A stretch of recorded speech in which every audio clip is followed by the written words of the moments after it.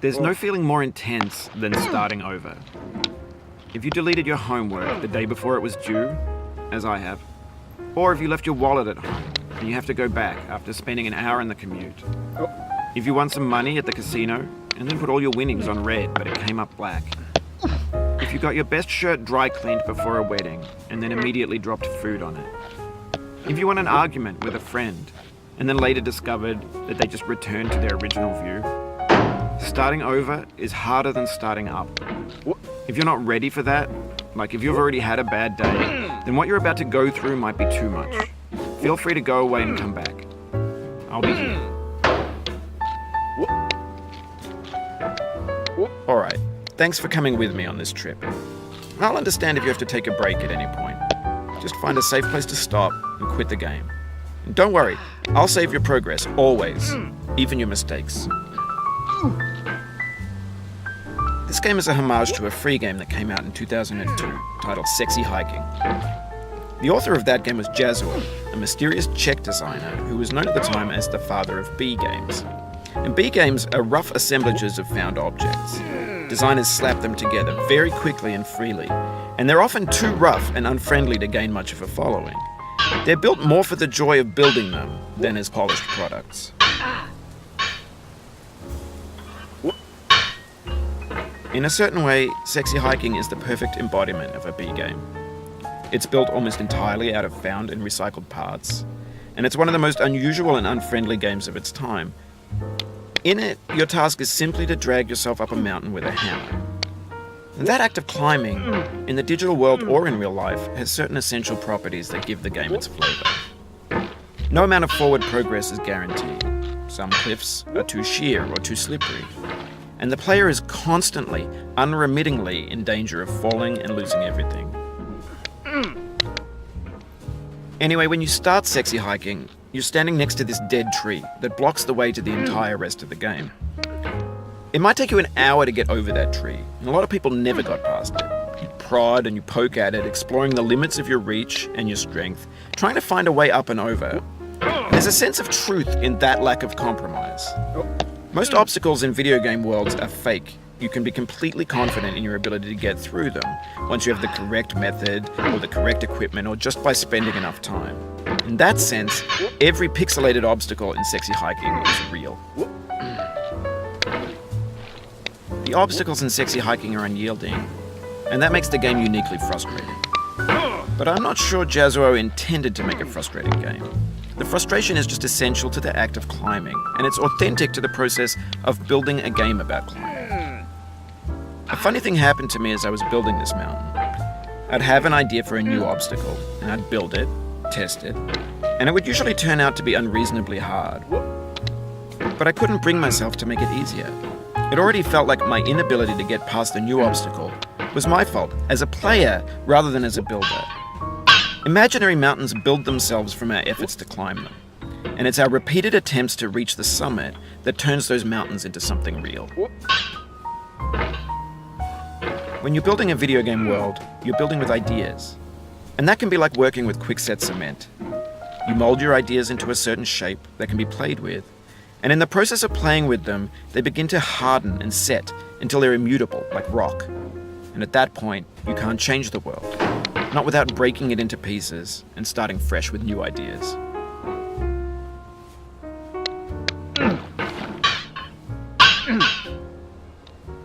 Oh, you just lost a lot of progress.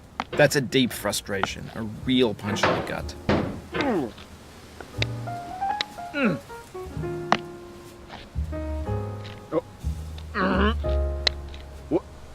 Oof, sorry about that. Oh, it happened again. Keep on trying, don't let it get to you.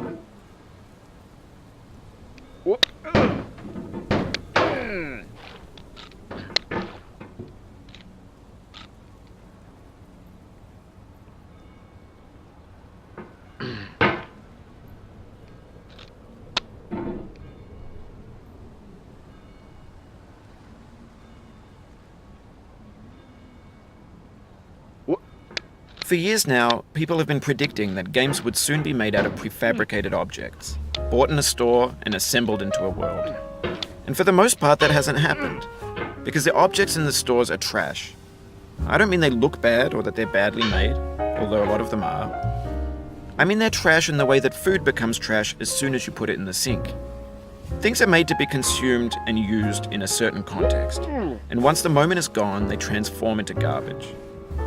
In the context of technology, those moments pass by in seconds. Over time, we've poured more and more refuse into this vast digital landfill that we call the internet. It now vastly outnumbers and outweighs the things that are fresh and untainted and unused. When everything around us is cultural trash, trash becomes the new medium, the lingua franca of the digital age. And you can build culture out of trash. But only trash culture. B games, B movies, B music, B philosophy. Maybe this is what digital culture is. A monstrous mountain of trash, the ash heap of creativity's fountain. A landfill with everything we ever thought of in it. Grand, infinite, and unsorted.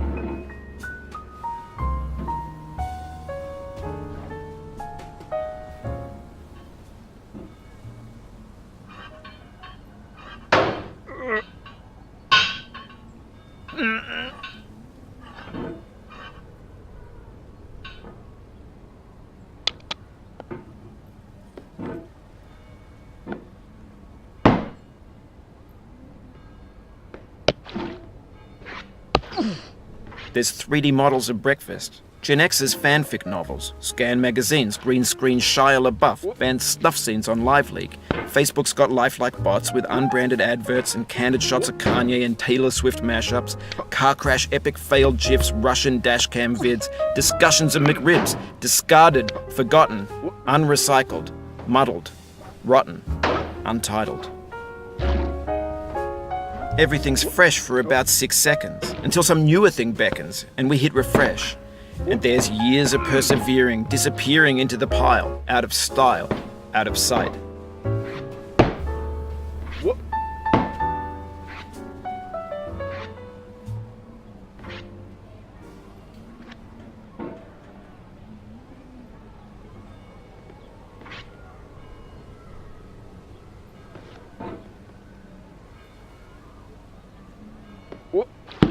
In this context, it's tempting to make friendly content that's gentle, that lets you churn through it but not earn it.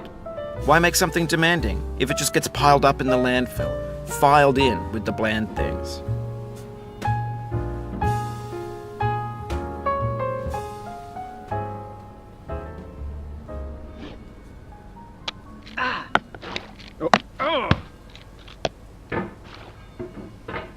When games were new, they wanted a lot from you. Daunting you, taunting you, resetting and delaying you. Players played stoically. Now everyone's turned off by that. They want to burn through it quickly, a quick fix for the fickle, some tricks for the clicks of the feckless. But that's not you, you're an acrobat. You could swallow a baseball bat.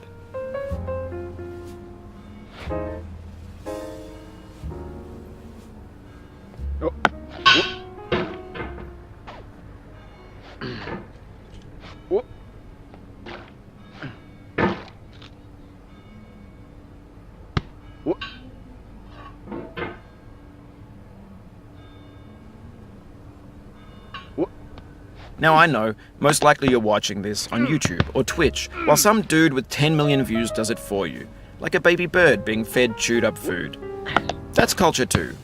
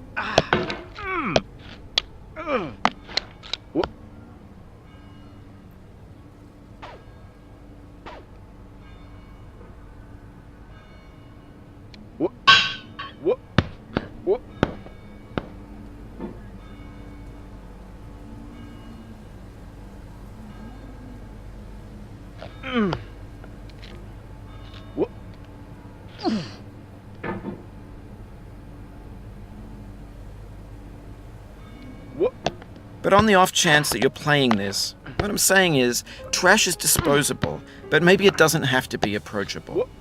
What's the feeling like? Are you stressed? I guess you don't hate it if you got this far. Feeling frustrated? It's underrated.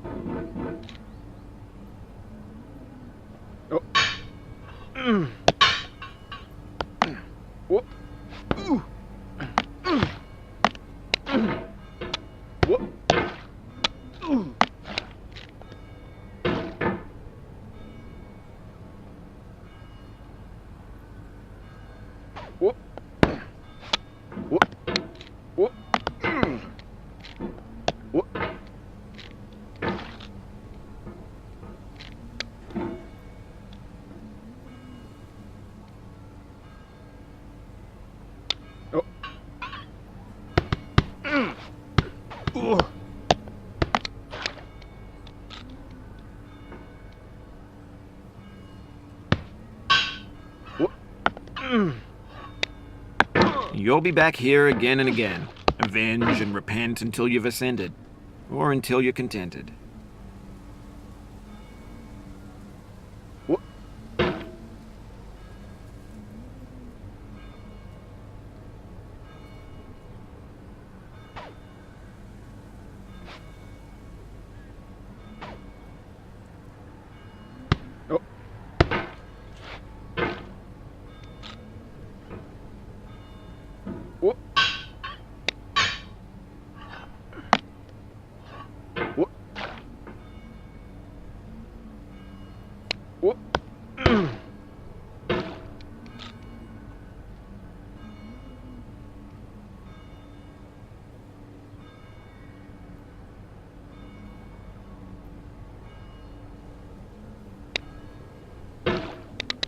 This thing that we call failure is not the falling down, but the staying down.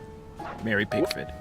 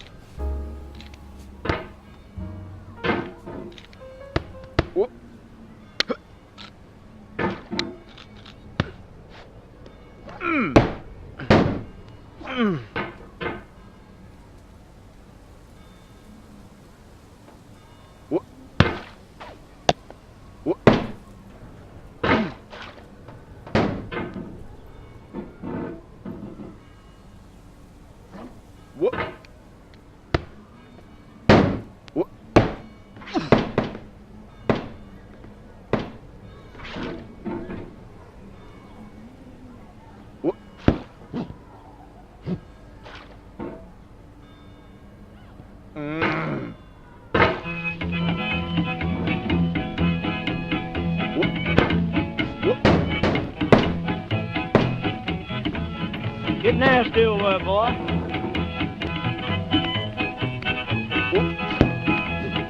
Going down the road feeling bad. I'm going down the road feeling bad.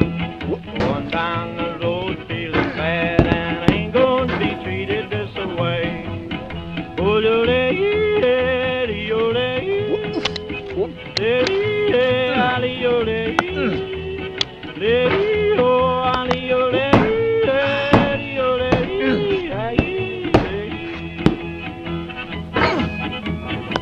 them blues there, boyfriend.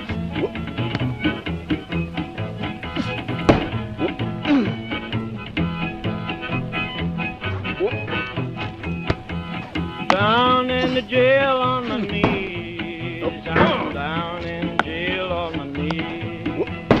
Down in jail on my knees, and I ain't going to be treated this way. They feed me on cornbread and cheese. They feed me on cornbread and cheese. They feed me on cornbread and cheese, and I ain't going to be treated this way.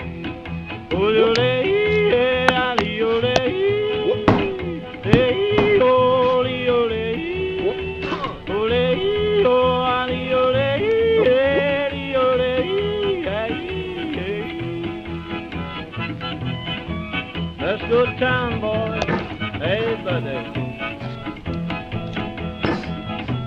Oh, no, no.